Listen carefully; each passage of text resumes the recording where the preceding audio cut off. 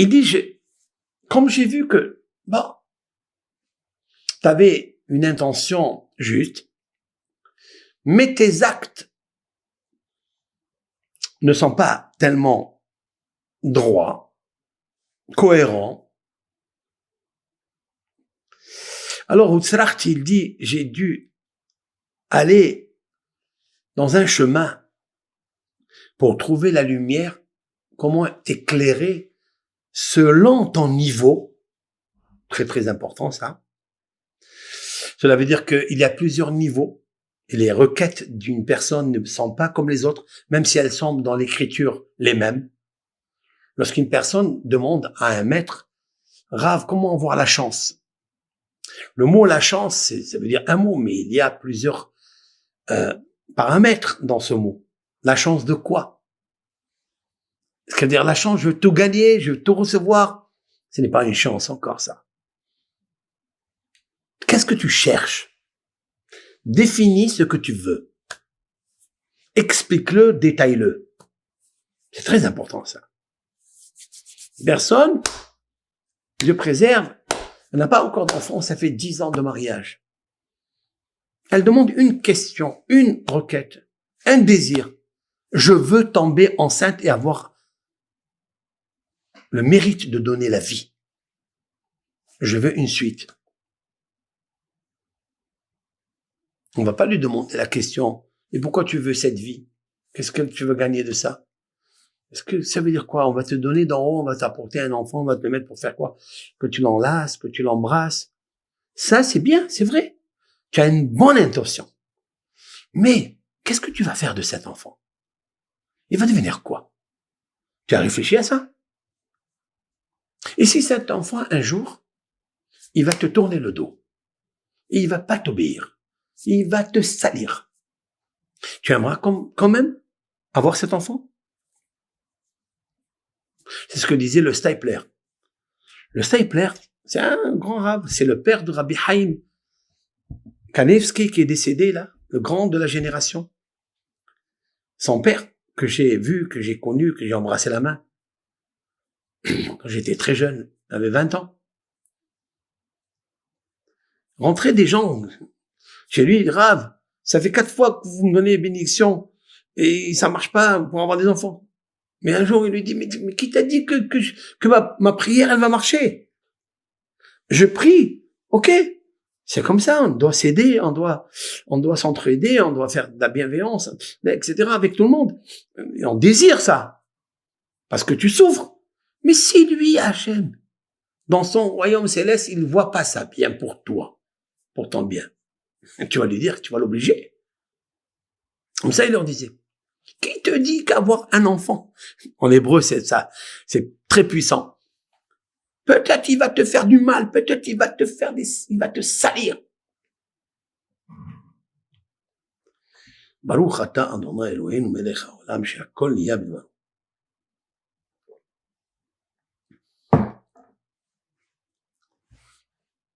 C'est la raison pour laquelle la première des choses qu'on doit préparer, c'est la cohérence entre nos actes. Ces actes-là sont un libre arbitre. On t'a pas dit quoi faire, comment faire. Te donne un conseil. Choisis la vie. Ne choisis pas la mort. Ne choisis pas l'obscurité, le mal. Choisis le bien. Maintenant, tu fais ce que tu veux avec. Mais une fois que tu as choisi, tes actes ne sont pas cohérents avec le Créateur. Même si tu as une belle requête, c'est pas sûr que je vais accomplir. Parce qu'il y a des conditions pour ouvrir le coffre-fort cosmique. Pour l'amour, pour la fertilité, la virilité, pour la guérison, etc. Alors il dit, bon, mais quand même, j'ai essayé de frayer un chemin comme ça, frayer un chemin pour la lumière. Chez Hachem Yitbarach Hafetz ou Eno Hafetz. Il dit que l'Éternel, il veut ou il veut pas. Parce que, qu'est-ce qu'il lui dit là? Parce que c'est l'Éternel qui décide.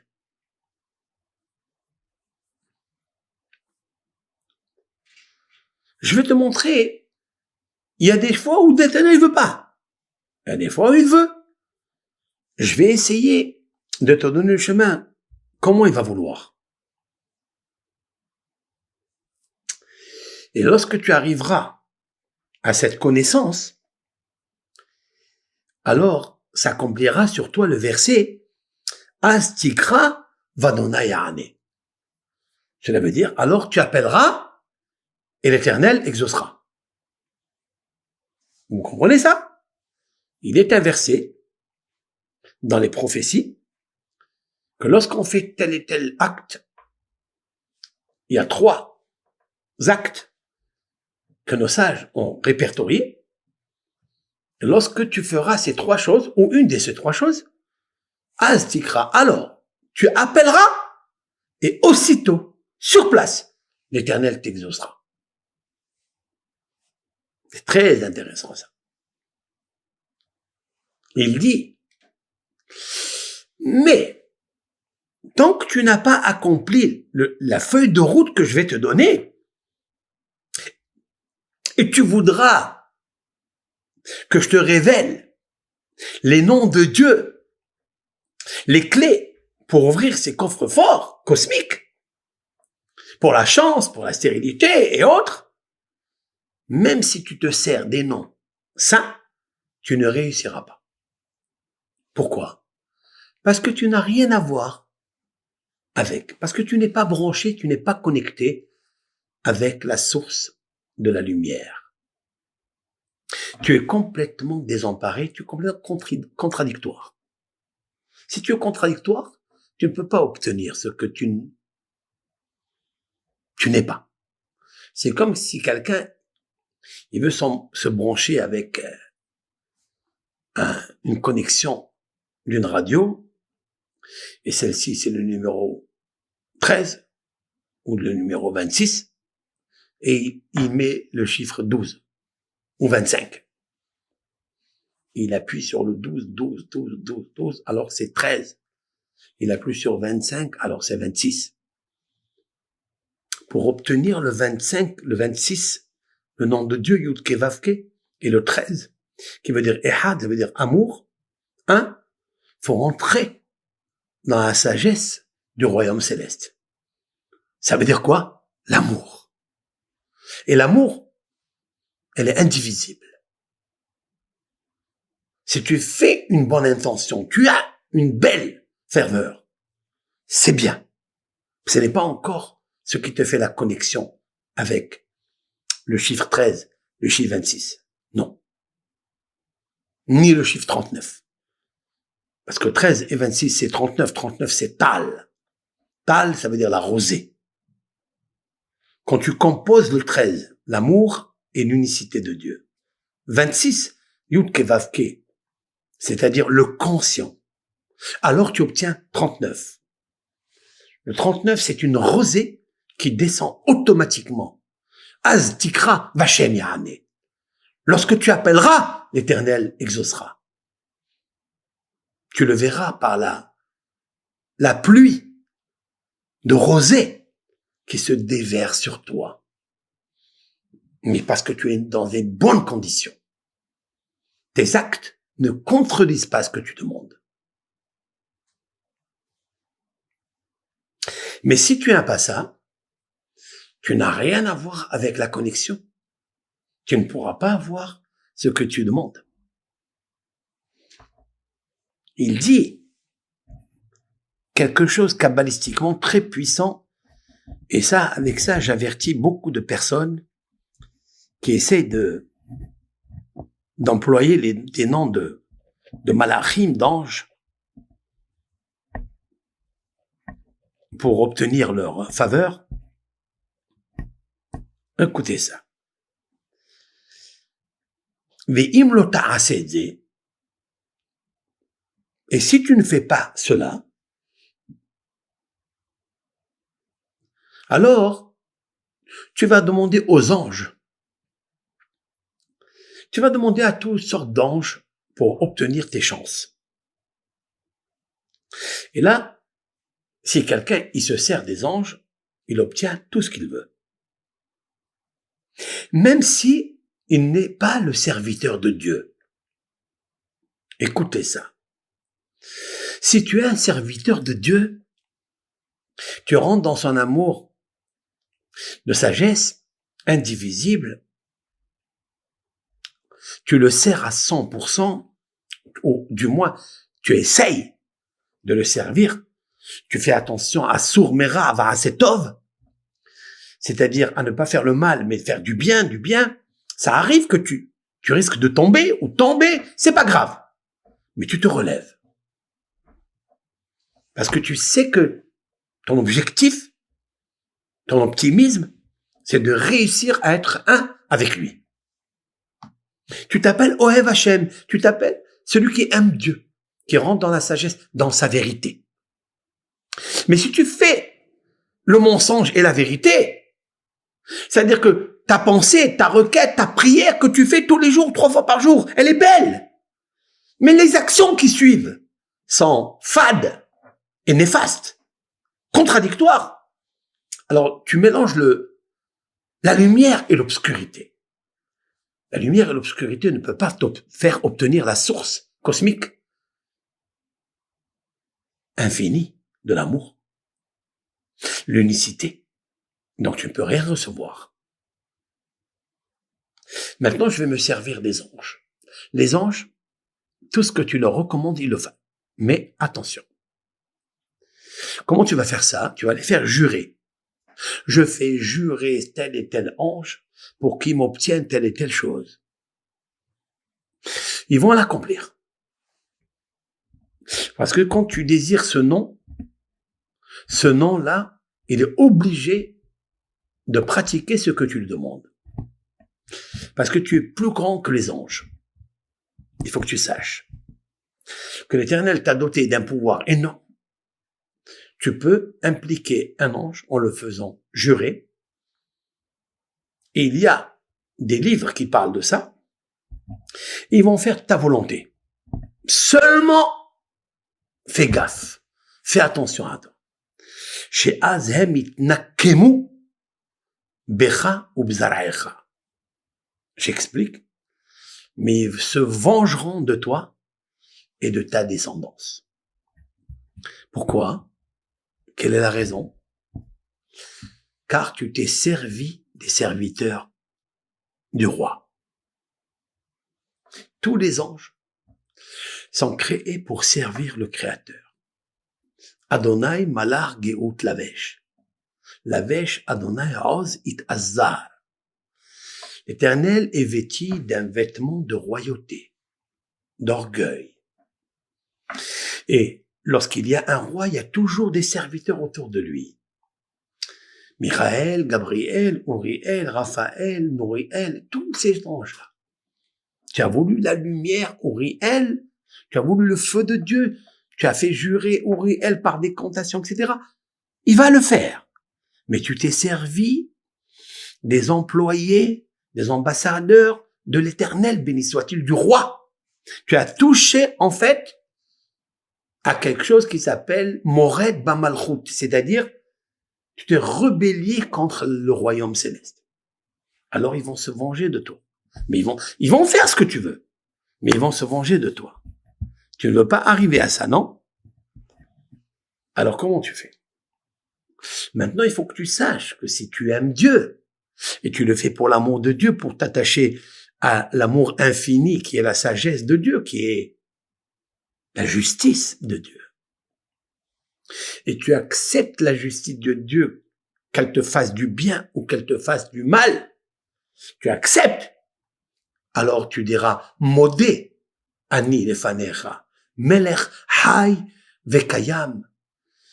J'avoue et je remercie l'Éternel est devant toi, roi, vivant, omniscient, omniprésent.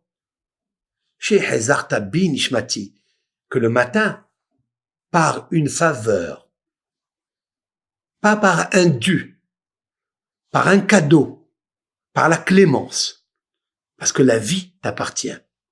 Tu es Melech Hay. Tu es le roi vivant. Qu'est-ce que ça veut dire? Est-ce que nous disons à un roi en chair et en sang, tu es un roi vivant? Tu le vois qu'il est vivant. Tu peux lui dire que tu es un roi vivant, comme tout homme d'ailleurs. Mais tu peux pas ajouter le mot Vekayam, et qui est éternel. Ça, tu peux pas le dire. Donc le fait qu'il est vivant et éternel, la vie lui appartienne, il peut te la donner ou te l'enlever. Tous les rois du monde, ils sont où? Ils sont plus là. Pourtant, ils étaient vivants à notre époque. Ils sont plus là. Parce que le roi vivant, dort les dors et Shabbat Ma'asecha, le psaume 145, le roi David a dit, de génération en génération, raconte ta grandeur, ta bienfaisance. C'est quoi? C'est que t'as donné la vie, tu l'as enlevée quand t'as voulu. Donc tu peux nous donner la chance, tu peux nous donner dans la matrice qui est stérile, tu peux me donner un être vivant.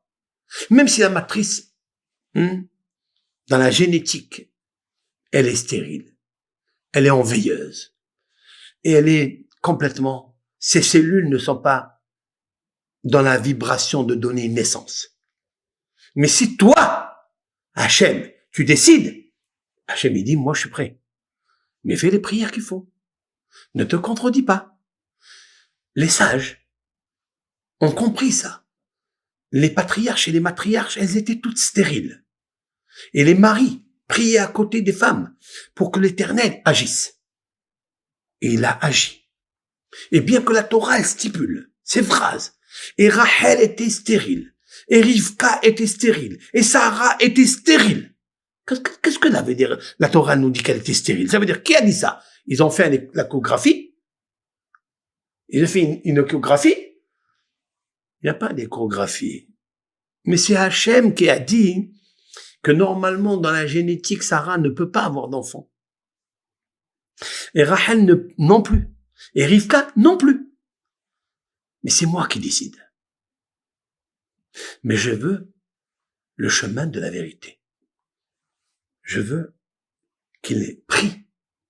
Autrement dit que la stérilité chez une personne, c'est pour l'inciter à rentrer dans la vérité du royaume céleste.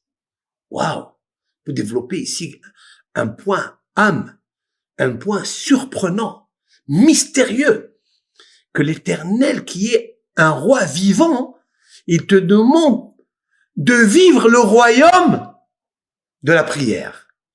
Parce que c'est le seul qui obtient et qui détient la vie. Donc je dois être un être vivant. Bon, je te demande de m'aimer.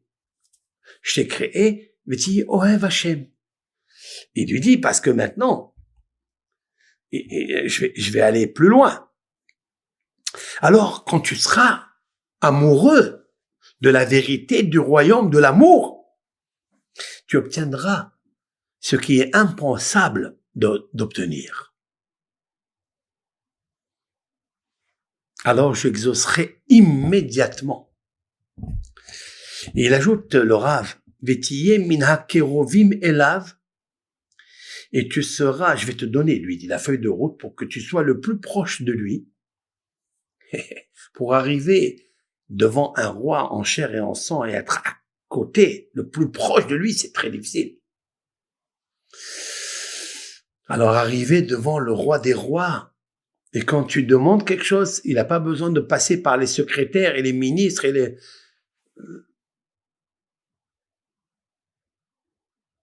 Et tu seras les plus proches de lui.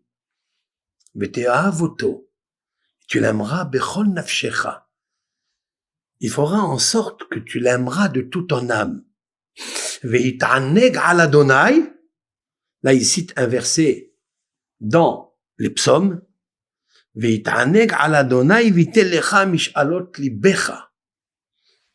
Et tu vas t'exalter sur l'Éternel et il te donnera toutes les requêtes de ton cœur. C'est un psaume qui est marqué dans le psaume 37.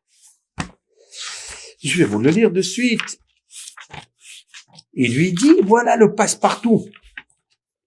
Dans le psaume 37.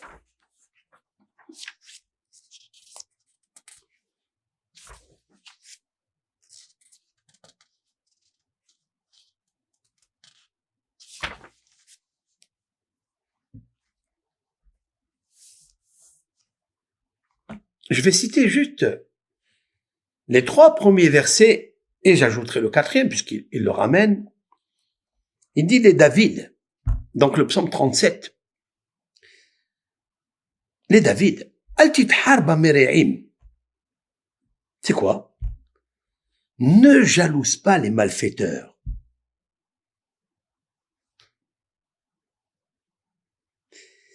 Al tekane be'ose avla. Il dit, ne porte pas envie aux ouvriers d'iniquité. Ki kehasir mehera imalu, ou khierek deshe bolun. Car, comme l'herbe, rapidement, ils sont fauchés, et comme le vert gazon, ils se flétrissent. Verset 3. Betah badonai. Aie confiance en l'Éternel. Va'asetov. Va'asetov. Et fais du bien. Shechon eretz ur'e emuna. Cultive la loyauté.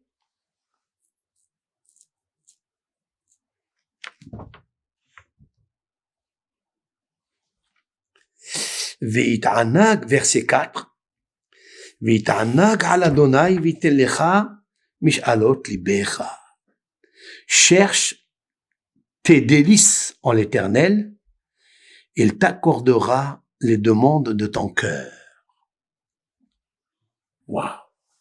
Voilà le secret de la préface mystérieuse de l'exaucement de la prière.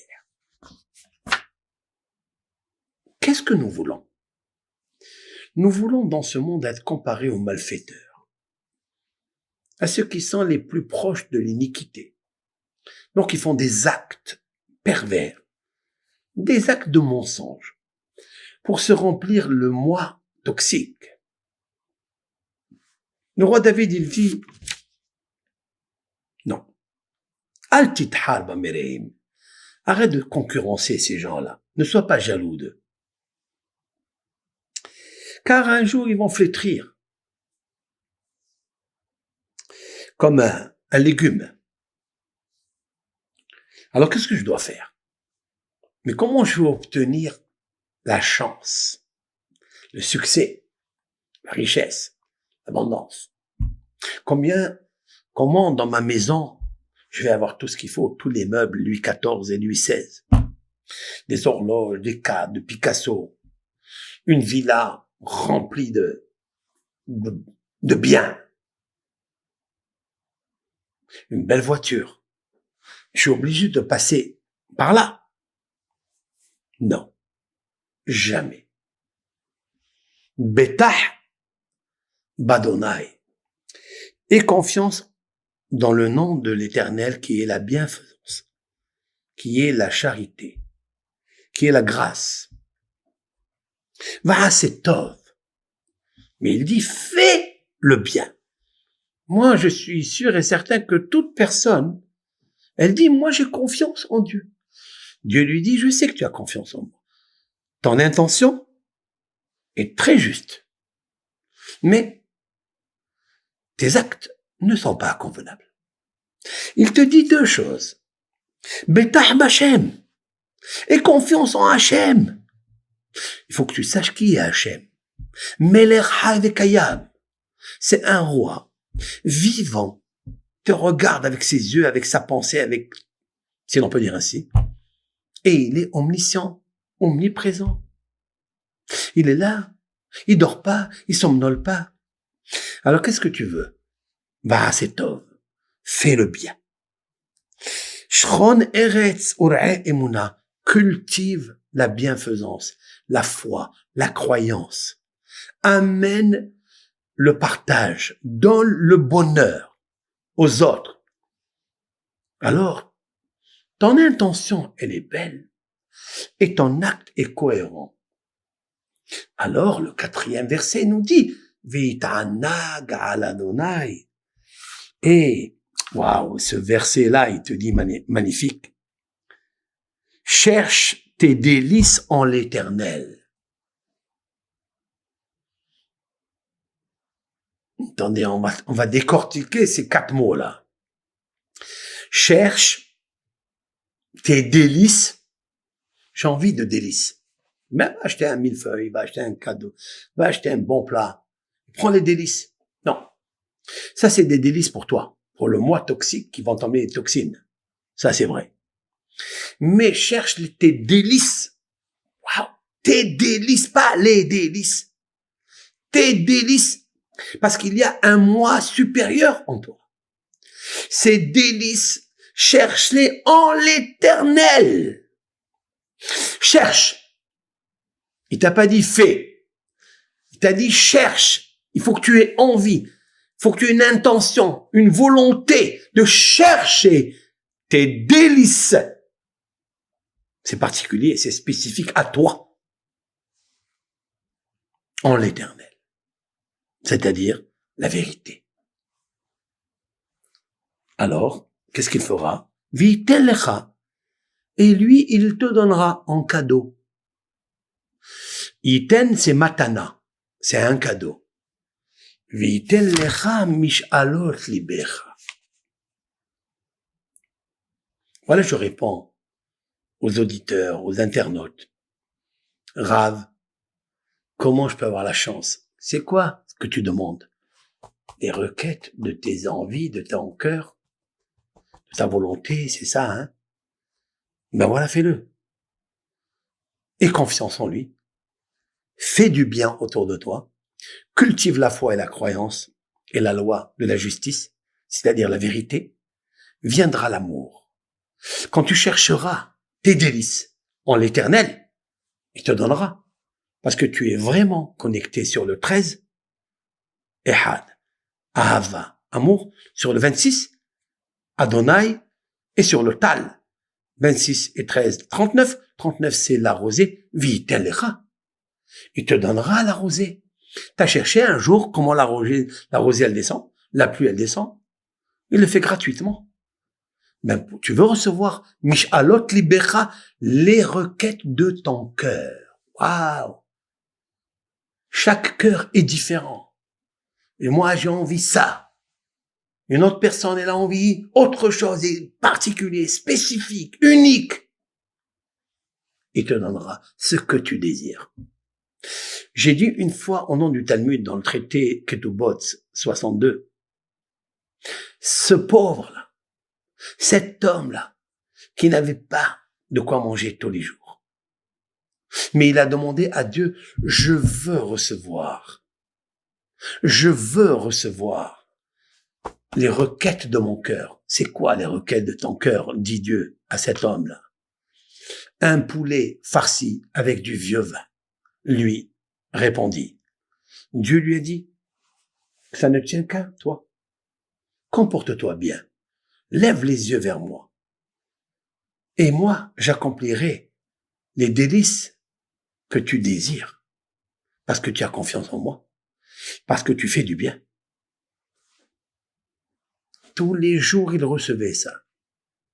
Tous les jours, raconte le Talmud. Et même quand il est arrivé dans une ville où il y avait comme trésorier notre maître, Rava, qui était très grand sage, 1700 années en arrière. Rava a reçu ce pauvre à la maison. Il lui a dit, qu'est-ce que tu veux manger? Il lui dit, je veux tarnegolet mefut petuma viainash.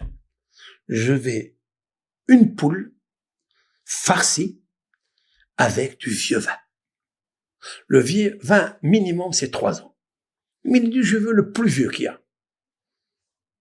Alors Rava, il lui dit, mais j'ai pas de quoi te donner ça. Si je dépense ça maintenant, je vais aller acheter une tarnégolette. Je vais aller la farcir. Je vais acheter le plus beau viande. Qu'est-ce qui va rester pour les autres pauvres? Tu vas vider la caisse de la communauté. Alors l'autre, il lui dit, pourquoi c'est la communauté qui me donne à manger? Moi, tous les jours, je demande à l'Éternel de me donner un poulet farci avec du vieux vin. Et c'est ça que j'ai tous les jours. Rava, il lui a dit, mais je ne peux pas l'accomplir. C'est impossible. J'ai pas les moyens. La situation est très précoce, très difficile. Alors il lui a dit, c'est pas eux qui me donnent à manger. C'est l'Éternel qui me donne à manger. Alors il lui a dit, bon, si tu veux que je fasse une omelette, ben, je peux te faire. Il lui a dit, non. Moi, je suis pas un homme light. Je veux pas d'homme light. Je suis pas un homme light. Je veux targnegolette petouma via inachad. Et Rava, il a dit, je ne peux pas, je retourne à mon étude. Il a pas passé 5 minutes. Il y a une personne qui toque à la porte et qui rentre. C'est qui? C'est la sœur du maître. La sœur de Rava. Ça faisait 13 années qu'elle n'est pas venue le voir. Et elle lui dit, je t'apporte un cadeau. Il ouvre le sac. Qu'est-ce qu'il trouve dans le sac? Un poulet farci avec du vieux vin. Qui a fait cela? Comment est-ce possible une chose pareille? Betah Badonai. La réponse, je la trouve dans le psaume 37, verset 4. Betah Badonai, et confiance réellement en l'éternel amour. Parce qu'il est capable de tout faire. C'est lui le conscient. Demande au subconscient, Aleph, Dalet, Nun, Yud, pour qu'il te marque à l'intérieur la commande et il la fera. Sans hésitation, ne bégaye pas. Mais pourquoi je vais bégayer? Tu vas bégayer, tu sais pourquoi? Parce que tu te contredis dans tes actions et dans ta parole. Ta parole, elle est belle, tes actions sont fausses. Ça marche pas ensemble. Tu n'es pas dans le cave à Yachar. Tu n'es pas dans la ligne. Tu ne peux pas commander du 13 et du 26 pour recevoir le 39 Tal, la rosée. C'est pas possible que la sœur de Rava, elle le voit pas. 13 ans, dit le Talmud. Oui, 13 ans. J'ai toujours dit ce chiffre de 13 années. Que la Gemara, c'était une véracité. C'est pas ils ont combiné. Non, c'était vrai. Parce que cet homme, aussi pauvre qu'il soit, mais il était riche dans la confiance en Dieu. Il était riche d'arroser et de cultiver la foi d'abord en lui pour la répandre encore dans la maison d'un grand rave qui était pas en connaissance de cause de cet mystère. Comment se préparer à une prière?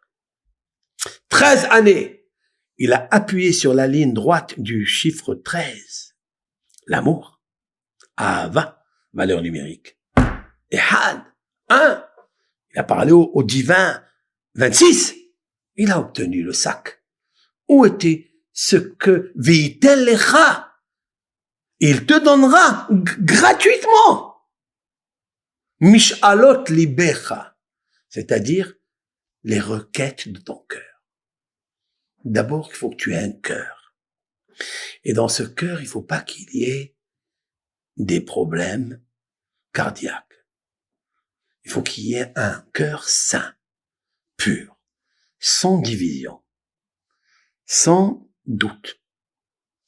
Il faut ve'ahavta et Adonai Elohecha, et tu aimeras l'Éternel, ton Dieu, bechol levavecha, de tout ton cœur. Il faut pas qu'il y ait une scission. Il faut pas qu'il y ait une envie contradictoire. Un jour, mon Créateur, et un jour, mon mauvais penchant. Non. Sois droit.